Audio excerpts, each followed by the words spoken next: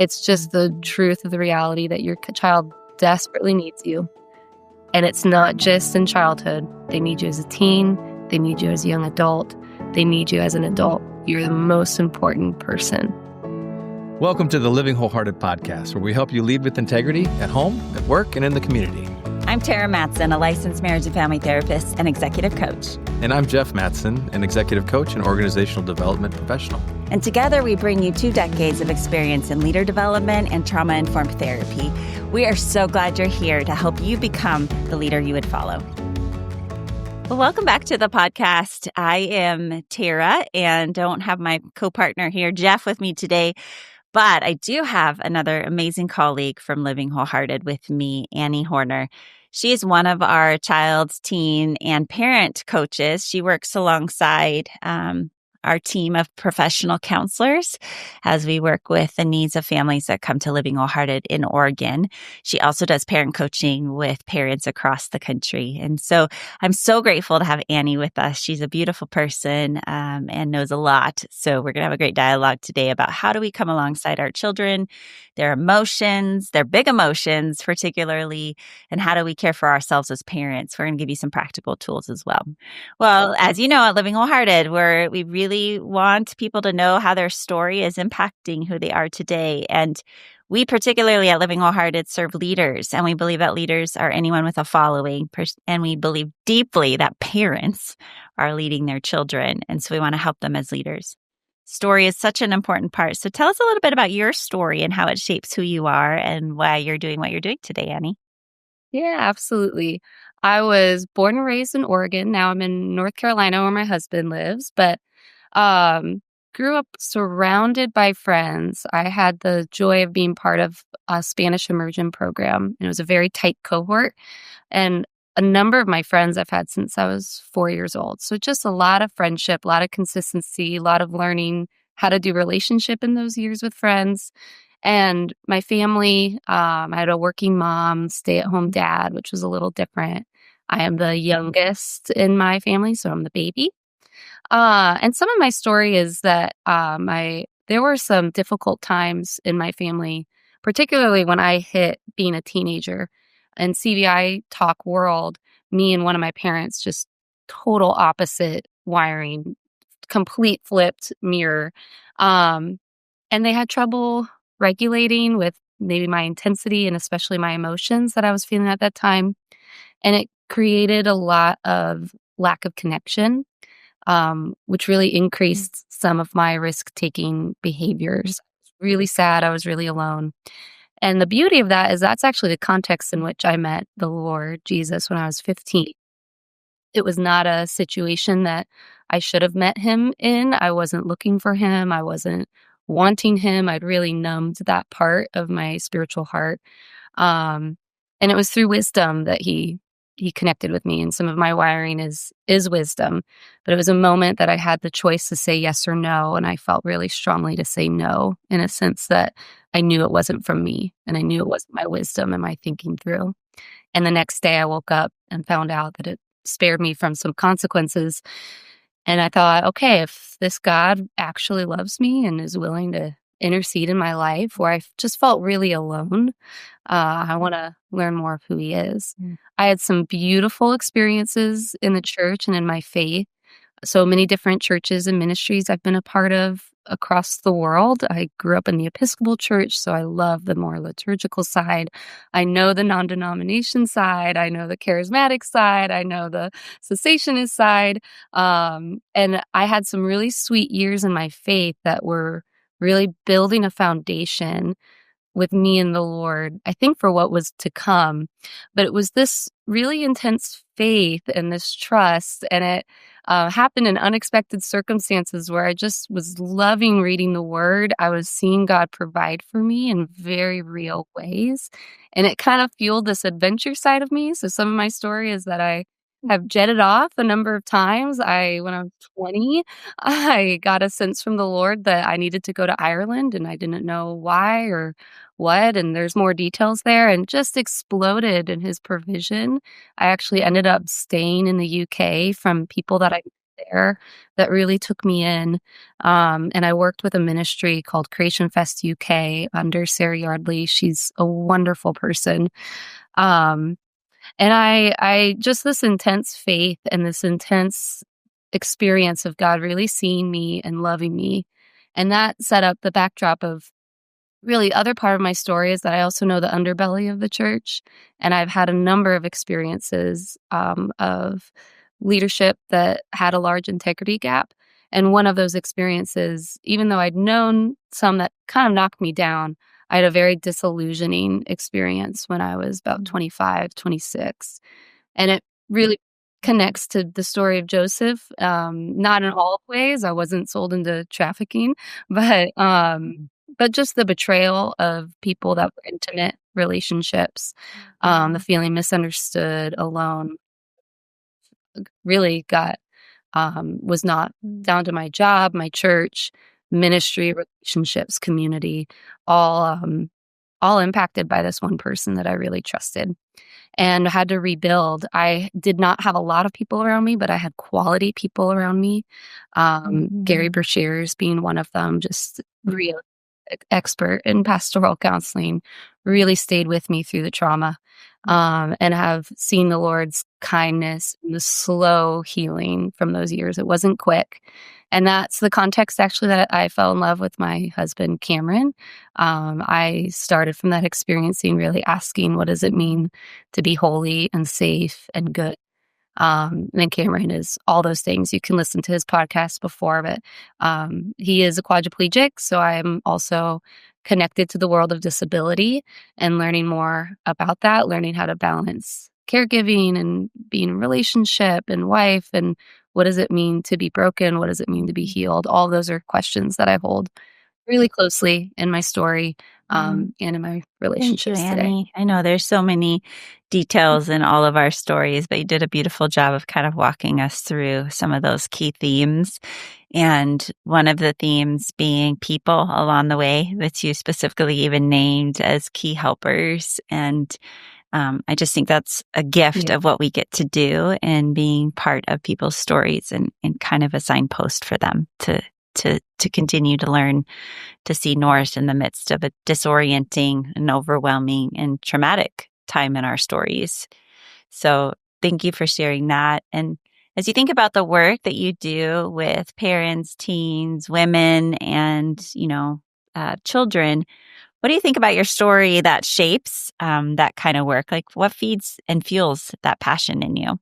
Absolutely. So I didn't mention before, but I was pretty immersed in the youth ministry since I was 17, quick to kind of be given leadership. So a lot of different experience in youth ministry with the parachurch groups and loved working with teens. I think I quickly caught on that the best connection to teens is actually through their parents, the most impact that can happen.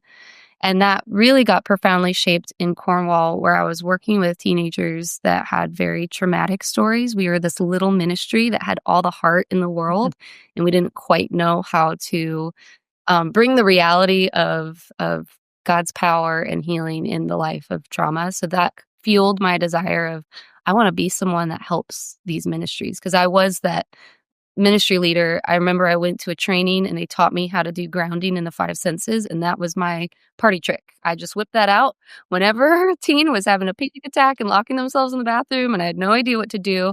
I would say, what do you see? What do you smell? All those things.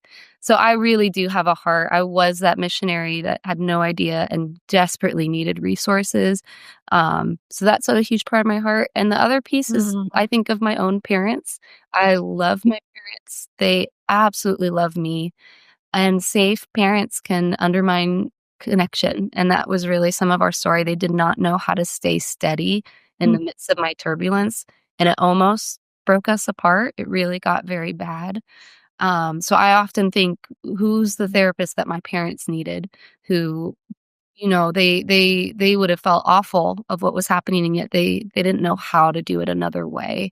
And so a therapist wouldn't apply the shame to them, really see their heart, and really value that the best thing for me was to have my parents be consistent with me. That was the best chance. God did it through other ways. I had a number of mentors who were those consistent listening. And then I love part of my story is that my relationship with my parents is wonderful today. It's not all tied up with a bow, but I'm so grateful that Mm. it didn't cut off. It's because we always need our parents. There's never a time that we don't. Their relationship Mhm. really has a fingerprint on our life that unlike anyone else. So I like to think of that in my work by helping parents turn towards their kids and kids turn towards their parents, which is something the prophet Malachi says that I love. We're really eliciting a lot of change of even how kids and teens know God and what does it mean to have God as father? What does it mean to have God listen and care? That's built through experience. And parents have the privilege and honor So good, of living that Annie. out. I hear a couple really key things that um, fuel you. And one is that you have hope for parents and particular teens in those really turbulent times. But because of your own story and the repair, and again, not perfection, but also that no matter how old we are, it's never too late. Like parents actually are so vital to us. I mean, I meet with women, you meet with women at all different ages and stages of life, even men that I meet with, and to have a parent restore or repair. So it's never too late, but the gift to do it in real time while a child is needing that safe connection and consistency. And the other thing you pointed out that I don't know if you were saying directly, but it's just that God, works despite us parents. And so that's always the hope that I am like, you know what? Anything that I'm missing, God's got it. And so He, even needing as a human being that safe, consistent connection, He gave you that in other ways. So when we have parents who are willing to learn and to move toward their children, it's such a gift. It is holy work. And then also for those of us who didn't have parents who weren't able to do that, we can see those signposts in our stories if we look and we see that God's providing other ways. So let's just start with that need that every kid has, which is a safe connection. The research is clear. We only need one really healthy attachment with a healthy adult, which blows my mind, but that's really all that makes a huge difference in developing a healthy brain and a healthy child. So speak to that a little bit, Annie, and what you know and have learned about children and teens and their brain development and in their human development. Let's just start there. I feel like I asked you 10 questions in one. So, Yeah. You're an adult. That was really powerful research. I There's so many ways that we could complicate this, but the simplest way to hold what your child needs, and you already said it, one is connection and the other is struggle. And I like to think of them on a teeter-totter. And if one jumps mm, off, that's when the ouch happens. But the fun and the joy happens when they're both in balance. They're both holding the other. One's not without the other. But if one jumps off, if we just do jump off struggle and we're only warmth and only connection all the time, there's issues that come out of that. If we jump off connection, ouch, struggle, I've got to be tough. I got all those kinds of messages come out. And when I think of connection, play is a huge one. So if you don't know, if you listen here, you've heard about how essential play is for children. It's not just them messing around. It's them processing, it's them communicating, it's them learning, like what happens if I crash this into that. It's how they understand. They do not have the verbal development that we do. And play is their language of expressing. So they don't have the verbal development, but they still feel everything that we do. And we think, well, mm, gosh, how would we do that? We play. That's how the processing happens. Connection also looks at being seen, eye contact, validating, empathetic, sincere, empathetic, empathy, repair, listening. All of those things are what build the bond. And when we think of that bond, it's that attachment piece. And the other side of research is that the stronger the bond, the more that the lower risk-taking behaviors go down. So in my story, I had safe parents, but the connection was getting rotting away, and that's when my risk-taking behaviors really went up. So the bond is huge. All those fears that we have, the best thing we can be doing is building the connection now so that we can withstand what's coming. And the other piece is struggle. And so this is that resiliency piece. And again, if we do it without connection, that's where the ouch comes in. And that's not even how God works. God does give us challenging things, and He's always with us, and He's by us, and He gives the Holy Spirit to give us words when we need and comfort. And I mean, God's connection is so clear through the scriptures. And He also deeply allows struggle. And I know that in my own life. I know that in my husband's life.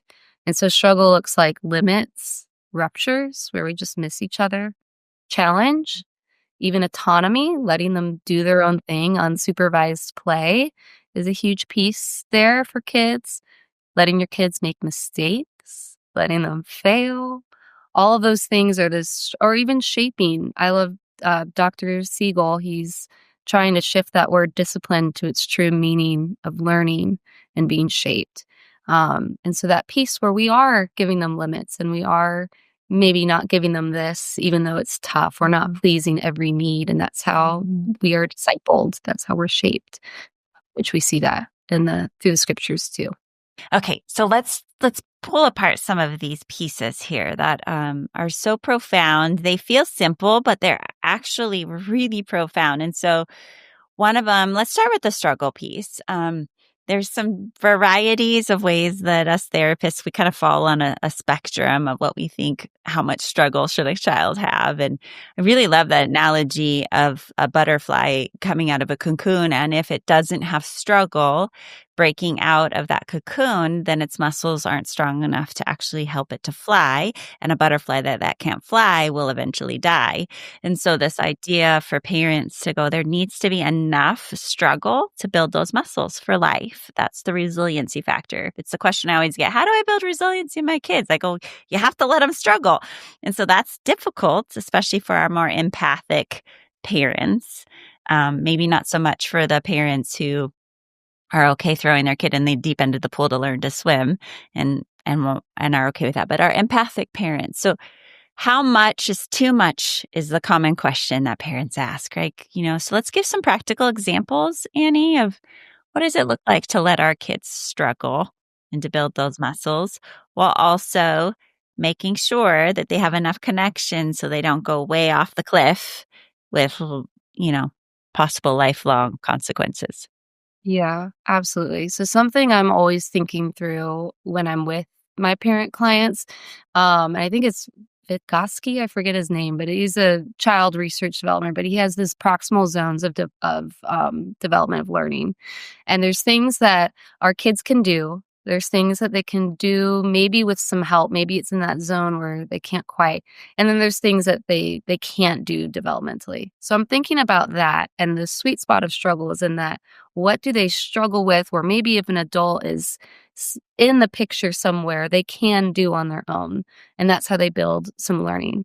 One example I can think of is I was working with a parent whose child didn't like sitting next to the person in their seat assignment. They were being mean to them, kind of maybe making fun of some of their school supplies. And the child wanted the parent to go and tell the teacher for her. What we were working on is that parent empathizing a lot. Oh my goodness, they're being mean. You feel so sad. You're not sure what to do. Because that's that piece of I care about that. And that's really different than parents like, toughen up, go and talk to them and figure it out. You can do it, like the pep talk. So we're seeing that this is a real emotion that's affecting you. And I was helping this parent give that encouraging message of, I know you'll be able to figure it out. And even if there's a muscle there that needs to grow, what could be some solutions here? What could you do? And letting your kid figure out, what could I do? And the best news is that a few weeks later, a parent came to me so excited because guess what? Their child went to the teacher, said, I don't like sitting next to the student, and they got moved. And the benefits there is that the child learned, I can deal with someone that I don't like, and I can use my voice, and then change can happen. And I don't need this to be rescued. And that's really where we see confidence grow in kids and the reduction of anxiety. So we think about anxiety, the times that we have felt anxious. It's because we don't have confidence that we can do what's going to happen, or we don't know what's going to happen. We haven't experienced it. And that's really where our anxiety goes. And if we just by our empathy, which it makes so much sense why we want to go in and pick up our kid and let nothing touch them because it's hard. And yet, when we do that, the underlying message to the child is, you can't figure this out.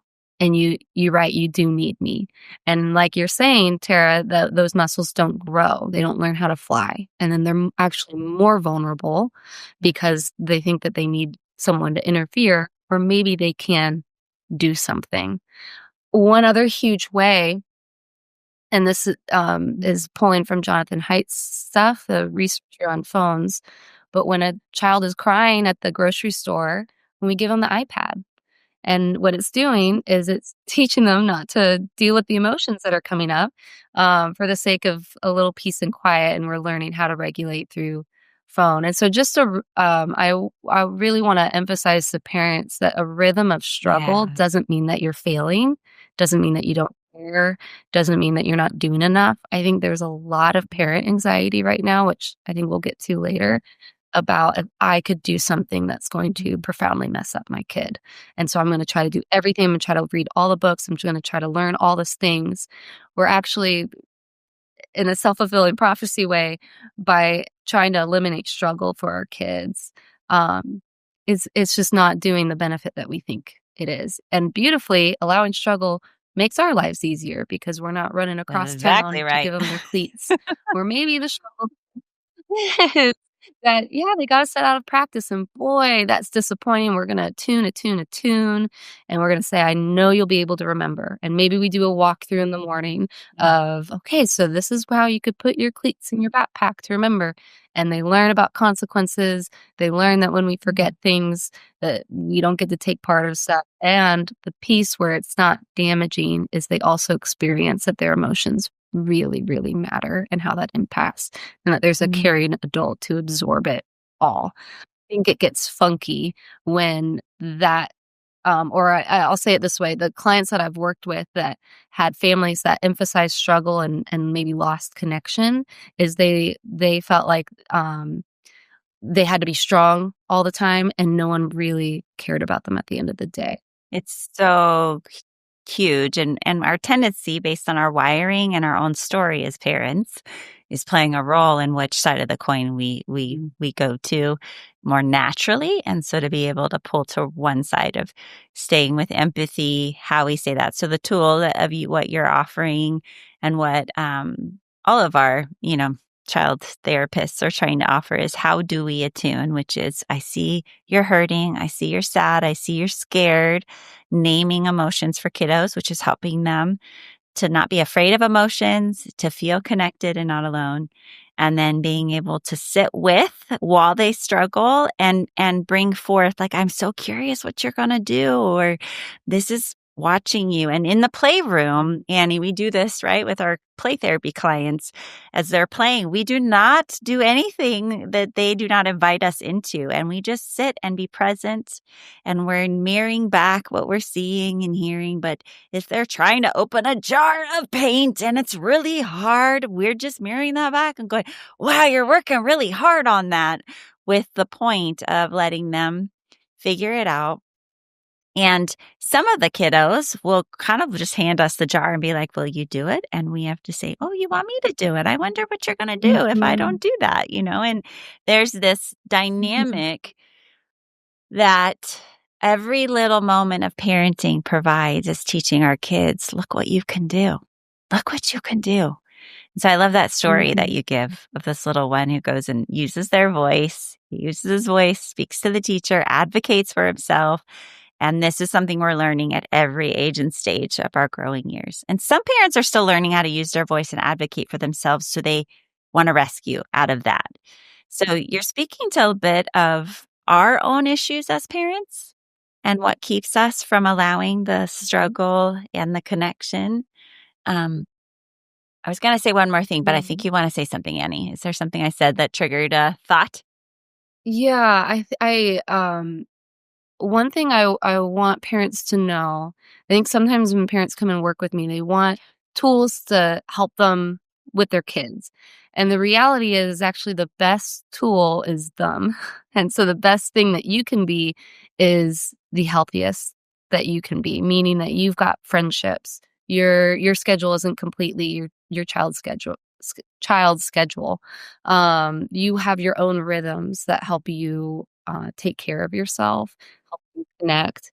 I think one huge lie in parenting right now is we've got to do it alone. That's what I love what you're doing with Courageous Mhm. Girls, where you're inviting community. I think of my single friends who would love to be a part of a family rhythm through the week. Other people practicing celibacy or not getting married and aren't able to have kids. So many things. There's this beautiful picture of community where we don't have to do it alone. We can invite people that we trust in on it. But some of the funkiness is right now as I see a couple different trends. There's people who, maybe more in that Gen X generation who did not experience a good amount of warmth and connection. They're really struggling of how do I allow struggle for my kid? Yeah. It feels like a lack of warmth when you let a kid struggle. Mhm. Yes, they learn from their families, oh, warmth is really important. And that's true. And it makes it when I've got to put a limit or I've got to say no, or I'm not jumping in to rescue, am I doing what my family did? And the reality is no, you just didn't experience good limits and good struggle. You experienced Mhm. struggle that was really isolating. And then there's some new things that I think more people in the millennial category where we're just bombarded by information on social media. There's so many messages of what not to do, what to do. And we want to kind of anxiously make sure that we're not doing anything bad. And we're forgetting that our own health and our own ability to be present, like you can learn all the things on Instagram, but I'll tell you what, if you're on Instagram 3 to 5 hours a day, what you learned isn't helpful Good anymore point. because of what it's doing to yourself. And I say that a little facetiously, but with a lot of Yeah. compassion. That's my generation. We grew Well, up with let's it. let's just be real. It's very rare to find a parent these days who's actually strolling their kid down the street and actually not on their phone, or holding their baby Mhm. and not on their phone, right? The multitasking. And Yeah. I think we wanna just remind us all as parents, like, the best way to parent is literally just put that phone down and to be present. You said it in your kind of connection is eye to eye contact. That can't go far enough with baby Mhm. years, particularly, is that 12-inch eye to arm length of being able to look. But even as a teenage, I've got teenage girls, Annie, and lots of friends and who lots of teenagers around, and very few get anyone looking them in the eye anymore, unless it's a lecture or, kind of a disappointment or a teaching tool. And I have to work knowing all of this to kind of just pause for the middle of the busy, busy, busy, busy to kind of look at my girls and just go, hi. Like, I just love you and delight in you. And then also, yeah, we also have to remember that we have to get you here and here and here. And so this idea of connection Yeah. and being present and who you are is the greatest tool. So let's expand on that a little bit. Mm. It wasn't a shame thing. It was more of just like, it's very rare right now to see, even at like a restaurant, right? Yeah. To just see people Yeah. sitting and looking each other in the eyes. Oh my gosh. I My husband laughs at me all the time because I say that when I'm out and about, and I started as a play therapist, now that I'm more telehealth, I don't do that on telehealth, but, when I make eyes with a baby or a toddler or a kid, like, that's it. My husband laughs at me because even that child, that now there's a game, and they're looking at me, and they're looking away, and they're looking at me, and they're looking away. And we were at the airport, all we're doing is traveling right now, so we were at the airport, and these 2 girls with their mom, and she was on her phone, and I saw them a couple of times reach for their mom. I mean, that language of they're trying to invite their mom in on how they're playing or the game that they're creating, and I could see it every time mom looked up, it was to correct, it was to pull them back into the stroller, it was to say no, um, and so they started looking at me, the stranger that was sitting in front of them, and I was doing mirroring where they were laughing, I started laughing and, like, just kind of doing their faces. But what I loved about this moment is that once the mom saw that I was doing, she looked up and, like, laughed with her kids and kinda looked at me and was like, "They're so silly." I was like, "They're great kids. They're so fun." And when we left, my husband boards first, so we went on first. She put her phone back in her pocket and was playing with them. So it was such a good example to me that parents don't want to be the general parent cares deeply about their child, and they love and enjoy their child, and we have this addicting thing in our pocket all the time.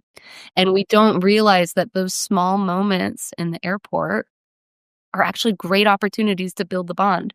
We don't need the cross country trip. I do think experiences can be fun and they create memories, but let's not give so much power to experiences that we think that it makes up for weeks and months of those little moments being missed. And the reality is you can build a very beautiful bond in the very things that you're already doing. And it just gets harder the longer that we wait. It can be done, just gets harder. And the gift of kids is they so rawly express our desire for relationship. They don't know how to numb it yet. They don't know how to push it aside and pretend like it doesn't matter. We've all learned how to do that in various ways, but they so rawly desire it. They're constantly inviting us in. And I think to see that as an invitation rather than as an interruption or a burden or these different things that when our own lives are too busy, so the connection of how we take care of ourselves impacts how we can show up for our kids. And just the practices that we put in place. And I think the most important practice that a parent can do in this age, and if you do this one thing, you'll be doing miles more than what you're doing before, is limiting phone use, either getting something that makes it tougher, deleting apps that aren't necessary, and it will just experientially shift us to be much more present and not thinking about the work meeting or what this person is posting here and actually I think I be with read our in a kids in blog front of that us. you suggested even putting phones, like going back to the idea that the phone is like a home phone, right? It has a location in the house that you have to get It's up all and go to get yeah. to. So keeping all phones in that location is kind of, again, retraining ourselves so it's not in our back pocket or right in our view, because even that energy that we're taking, just knowing it's right there, it's pulling on our brains, it's pulling on our kiddos. Mhm. And it tells kiddos. So in Dr. Gary Landreth was where I was trained from, and he had a sweet little 30-second rule that I would teach parents to do, and I did all the time with my kiddos. But anytime I was doing anything, so cutting up stuff for dinner, on the phone, on the computer, just doing anything. And if a kiddo came up and wanted my attention, I would make sure that at least once a day, if I could do it more, awesome. But once a day, stop all things and look at them and say, you are more important than what I'm doing right now. What do you want? And then other times I'm teaching them how to not interrupt. You know, the little one who's like, mommy, mommy, mommy, mommy. And you kind of go, oh, honey, you need to wait your turn. But this idea of really helping regularly look my kiddos in the eye and to say, you are Yeah. more important than all of this that I've got responsibilities. And then to come down and look in and say, what do you need? And they just go, look what I drew. And then they run off, so that can be so interruptive to your terms. Like we have a framework, but rather than seeing it as an invitation, they're just the raw invitation of being delighted in and teaching us about how even God delights in us. Yeah. And he's not really ever interrupted when we need him or want to show him our good works. So I love your language around this, Annie. And you talk a little bit more about connection in terms of listening. You said that was another key piece. So what would you suggest around growing this muscle as a parent with listening? Yeah, I think of two things, and I pulled them from Dr. Jay Stringer, who was on a previous episode here and talked about it. But he talked about attunement and containment and holding those two together. And that attunement is that I see what you're feeling. I think of it as the Psalms. There is not an emotion in the Psalms that we cannot bring to God. And even down to the happiest, down to I'm so angry, all those imprecatory psalms that are in there, but it really communicates there's not an emotion that God cannot attune to and doesn't accept. And in the containment piece, we really see Jesus on the cross. And what that is he's taking the worst of what the world has to offer, and he's able to contain it. And it says that he was as gentle as a lamb as he's going through it. So when I think of building the muscle of containment, if we have little ones, how we can model that first is just through play. And this is a very particular type of play where, like you were saying in play therapy, we're just really paying attention to, yeah, even how the kid is moving the car. And it sounds like crazy talk when I'm training parents in how to do it. But the reality is if they don't know verbal development yet, then guess what? If you're paying attention to how they're moving the car, they're feeling listened to because you're paying really close attention to their play. And I honestly think if you have littles right now is the time to build that muscle and to practice this play, because it will help your posture when they can talk and they're feeling all the things and they're shaking the roller coaster bars, because we've learned how to notice, how to listen, how to not react. There's that language in Gary Landra's stuff of being a thermostat rather than a thermometer. Thermostat sets the tone versus the thermometer reacts to it. And the other piece is if we have teens, what teens are learning is their identity. And part of that is that they have to try things to learn who they are and who they're not. And so that means maybe they do want to dye their hair purple. And maybe it's a mistake. I would tell my 14-year-old self that because I did use box dye. Gotta learn the hard way. And guess what? To not.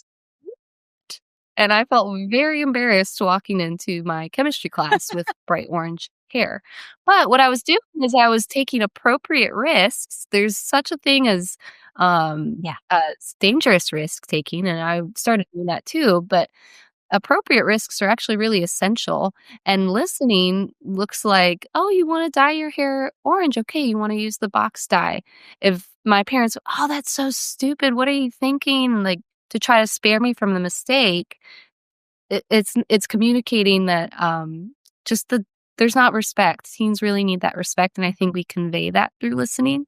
That doesn't mean we have to say yes to all the things or the late night concert, but to not shame them for having a desire, for wanting to take that healthy risk is really, really important. And so it looks like a lot of mirroring. The piece is when our teens are freaking out or they're feeling the things, and I will talk through my parents of just the brain development of teens, that this nice, beautiful part of our brains, the frontal cortex that allows us to think critically, think of the future, rationalize, even, just stay calm and think things through.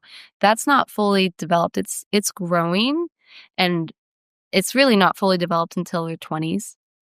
But the limbic part of their brain that reacts and has these instincts and can flood emotions, that is fully formed and running.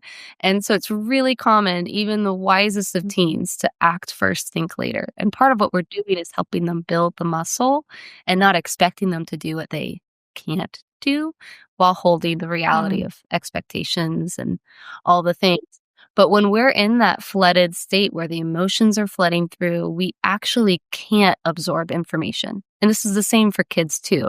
So we, as parents, we want to give the information, our wisdom, our experiences, or just in our own stress, we need the do's and don'ts, but they just can't absorb it. They literally cannot. It takes about 30 minutes to be able to be in a space where you can absorb information. So all we can do is help to listen and mirror and seek first to understand, and then much later we can come back with that information. So in a roundabout way to answer your question, kids really need it through play. It not only helps them, but I deeply believe it forms us as parents of how to have that posture where we are absorbing our kid no matter what they're doing. There's realities in play therapies where we have limits. We can't hurt people. We can't break things. And that's good to learn limits within our emotions, but really it cultivates that posture of how to lean into your kids and see what they're doing rather than fix or help or solve. And for our teens, they don't need it through play therapy, but man, do they need it through relationship. They need it in how we speak to them. Even if they don't want to talk, don't pry bar it out, accepting them where they're at, even if they don't want to talk. Oh, you don't want to talk tonight. Really quiet. And that teaches them I can come to mom and dad when I don't want to talk. It also helps those fears for parents of, "Oh my goodness, my teen might do this, this, and this."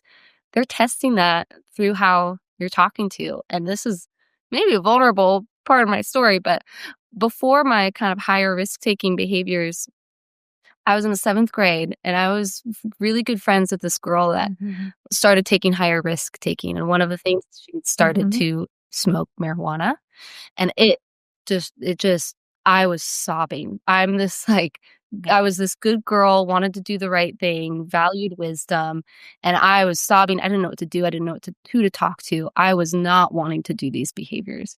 And I remember so well, I was sitting in the car with one of my parents, and I just asked them, "What do you think about marijuana?"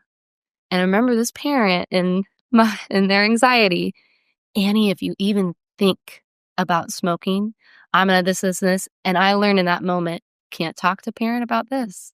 And I remember going online and trying to find out, and guess what? We do not want our kids to go online to get these answers. And this isn't a shame to my parent, but what they really needed in that moment was to practice containment. "Oh, you're curious. You're not sure. Tell me more." And if they'd stuck with me, they would have heard I was really distressed about this friend that I cared about deeply who was doing risk-taking behaviors, and I didn't know what to do. And then maybe we can't play that game, and I accept my story for what it is, but maybe I wouldn't have gotten to a point where I was like, "Well, so what? They already think I am. Might as well do this, this, and that."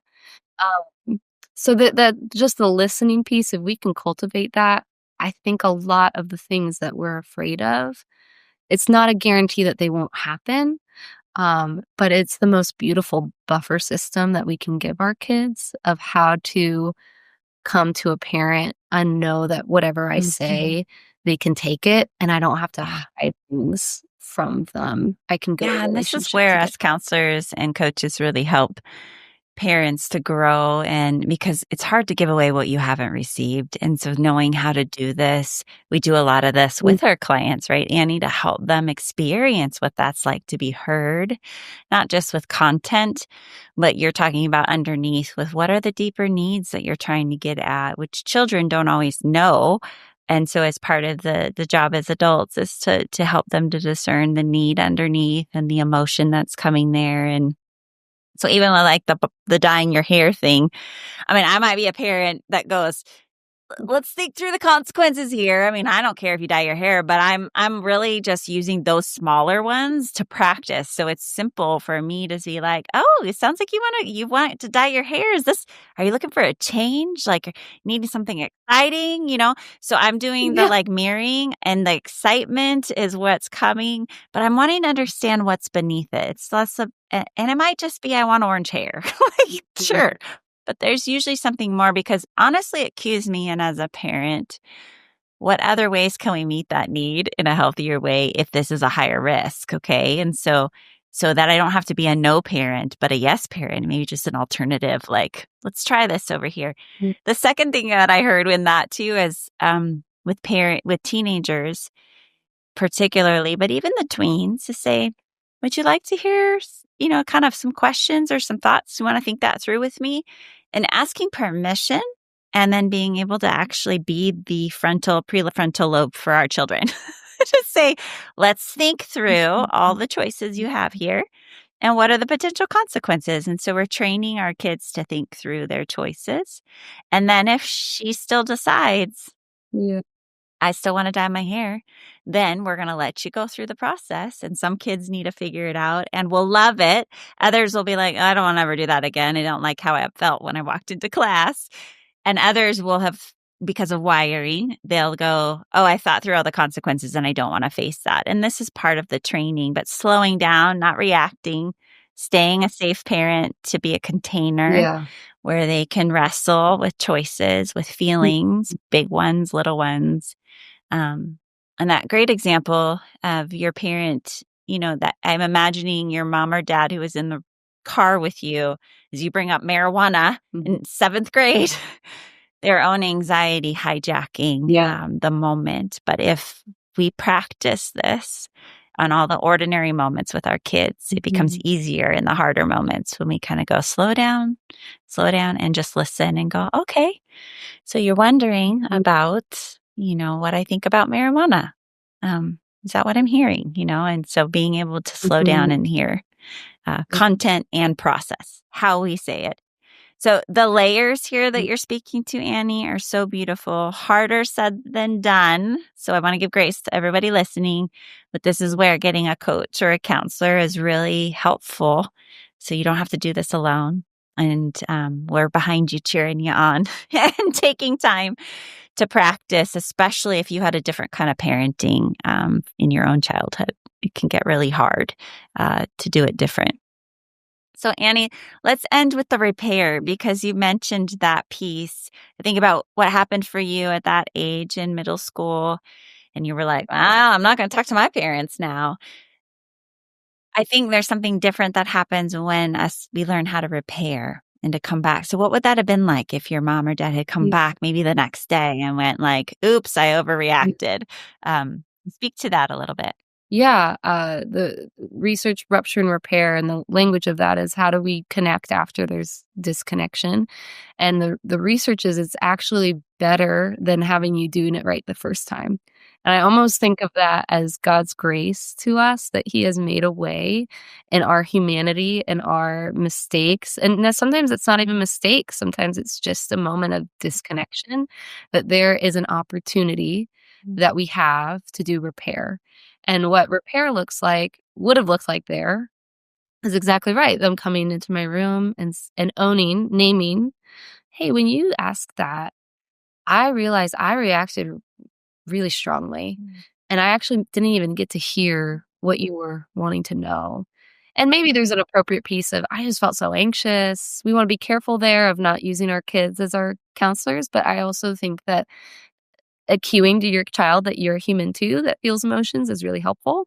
So as long as you're not processing with them, going, "I just felt really anxious in that moment, but it cut me off from being able to hear." If you're willing to talk about it again, I'd really love to hear what you're concerned about. And then they would have to have been really dedicated to practicing active listening, because that would have proved to me, okay, I can trust you and I can tell you these things. And then the bonus is that I learned, oh, mom and dad will come back to me and own a mistake. And the beautiful thing of what that does is it lowers our anxiety. And what we find is that people at either family of origins didn't practice repair, it got swept under the rug, meant you lived in a lot of anxiety of how the relationships get fixed. And now you might be really anxious when something's off in a relationship because you haven't experienced that we can go through bumps and we can come back. So practicing repair is such a powerful practice for parents.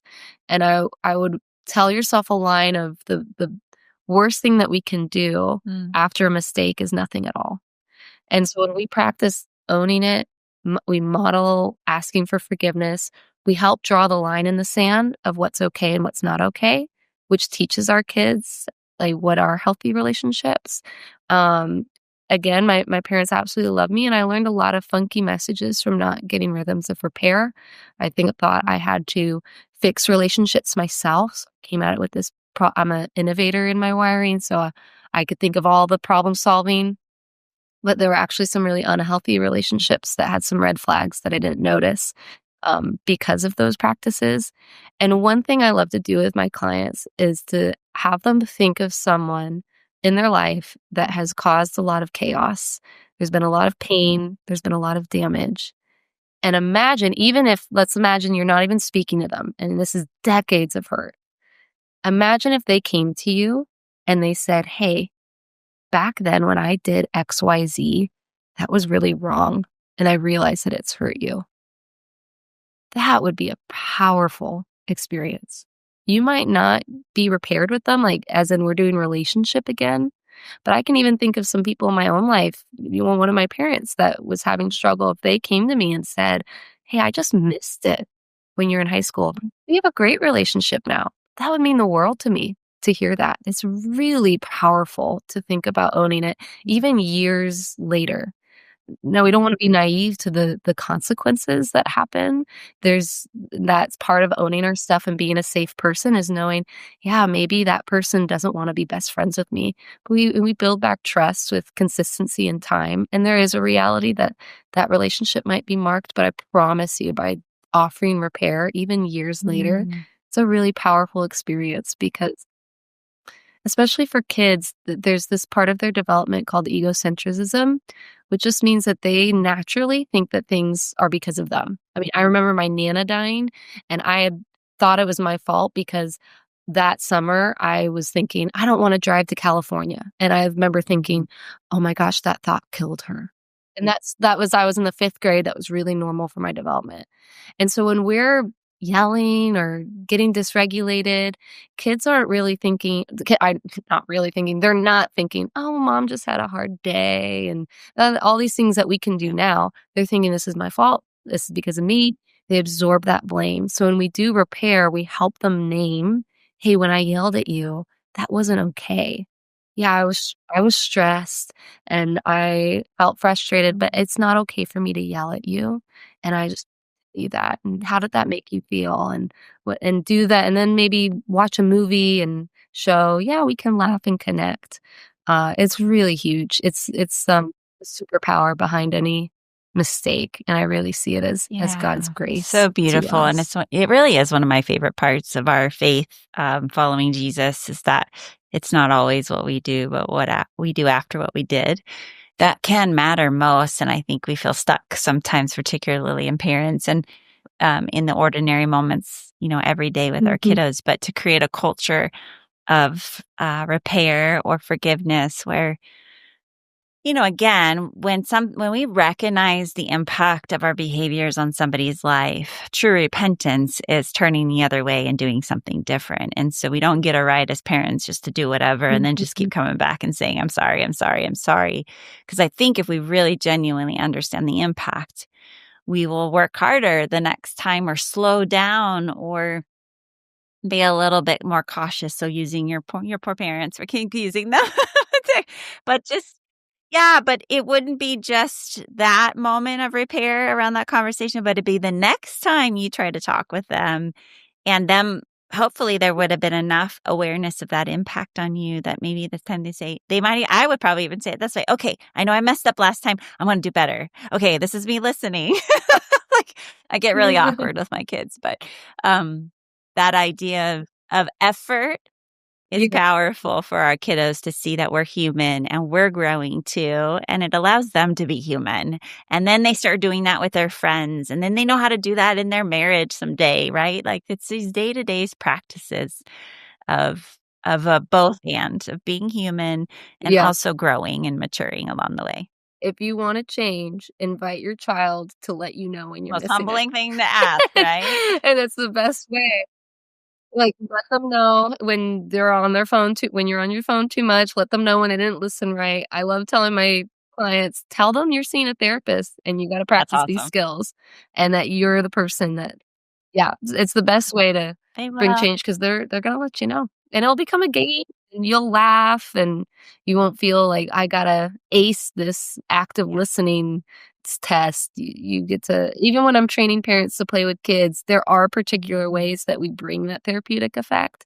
It doesn't just happen, and I tell them at the end of the day, you're playing with your kid. So, yeah, if you label a toy, sure, we wanna work on creating a space where we don't do that, but they're still gonna have the best time In even when we don't summary, get it's it about exactly. the people together, right? It's the presence and being human together and connection. And so I think, Annie, there's so much more we can talk about, but our time is up. We'll have to bring you back on and we can even just talk about repair, rupture and repair, especially in the context of when we Mhm. think more extreme trauma, abuse, um, and even church hurts. There's a lot of things we could talk about, but for today, this has just been so good. So tell people where they can find you if they wanted to reach out to you, connect with you as either a counselor if you're in Oregon, or a parent coach if you live somewhere else in the world. How can they find you, Annie? So from a professional counseling, I work with trauma and adults. I work with teens, lots of different depression, anxiety. Annie at livingwholehearted.com. I'm also listed on the professional counselors page on livingwholehearted.com. And then for parent coaching, that's outside of the state of Oregon. It's the whole country, where we're really targeting on how do we do these tools of listening, even how do you play with your child. It's really such a beautiful investment to do. And that also, Annie at livingwholehearted.com. You can find me on the webpage. And then outside of that, I do ministry with my husband, Cameron Horner, and his ministry is Cameron Horner Ministries. We've been enjoying doing ministry together. We've spoken together at different events and things like that. So I I'm love also it. I connected love that hearing way. you speak, Annie. You're such a great teacher. All right. Well, it's been so fun to have you. Let's have you end with one last word of encouragement. What's on your heart if you want to just listen or encourage our listeners today? What would you say? One of the messages I love to tell my parent clients, and I say it to them because I know they're not hearing it, is that they're the most important person in their child's life. There is not a therapist, a pastor, a mentor, no one that can have the impact that will have the impact that they have. And I get to say that to any kind of parent, even if, it's getting wacky. It's just the truth of the reality that your child desperately needs you. And it's not just in childhood. They need you as a teen. They need you as a young adult. They need you as an adult. You're the most important person.